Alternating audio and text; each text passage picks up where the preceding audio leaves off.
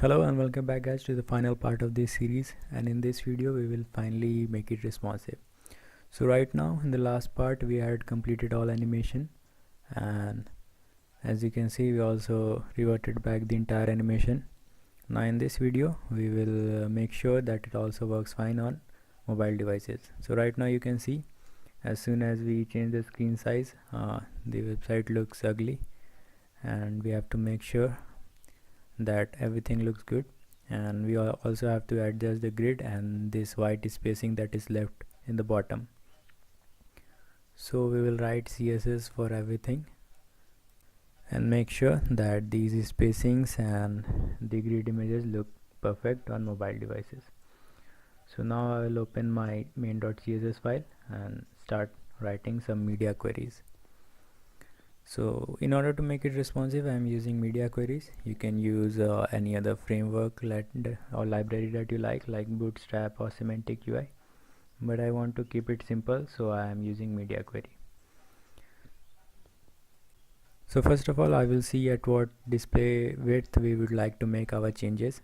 So for that I will again open my browser and press Ctrl Shift I to open the console, and with that I can see at what pixel I need to make the changes.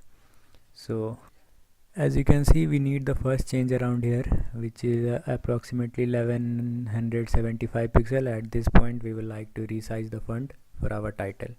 So I will write a simple media query that is at the rate media only screen, and max width will be 1175 pixels. Now inside this I will target my title and change its font size to 60 pixels. So now it should work. Now it is at its correct position. Similarly, we need to make sure that the subtitle utilizes the entire space. So for that I will change the subtitle, target the subtitle and target its width and set it to 90%. So now it should cover more space, as you can see. Now the next endpoint should be at approximately 887, I guess, or 884. At this point we will also want to resize the subtitle. So I will write another media query, media only screen, and this time I will change the max width to 887 pixels. Now inside this I will again target my title and subtitle and reduce their font size, and similarly the font size I will also reduce for the subtitle. Give this a font size of 15 pixels. Now let's have a look. Now it looks good. Now let's find the next endpoint. So that will be around here, 736, I guess. 730, 700, let's suppose it's 740.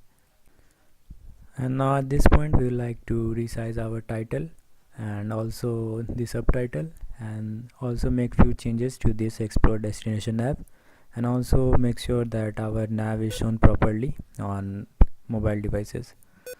So I guess let's write 742 pixel. So I will copy paste it because it's the same format.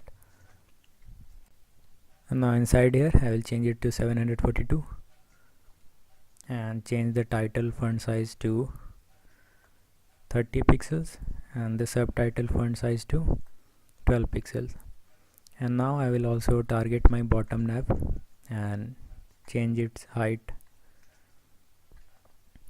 to 60 pixels and also resize its font to 12 pixel. And now let's target our nav. So for nav I will change its flex direction to column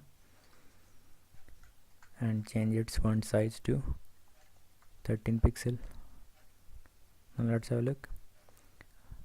Now it will look good on smaller devices also, and this is now rendered as a column. So again, if you don't want to show it like column, you can use a sidebar or something, but I will leave it here. Now the next thing I would like to adjust is our images for the grid and the white spacing. Let me see at what point we will like to adjust the grid images.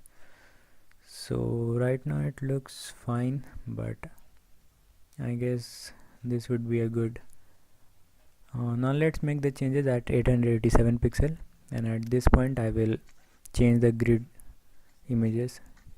So for the first images I will change the grid row from third row to span 6 row, and also change its height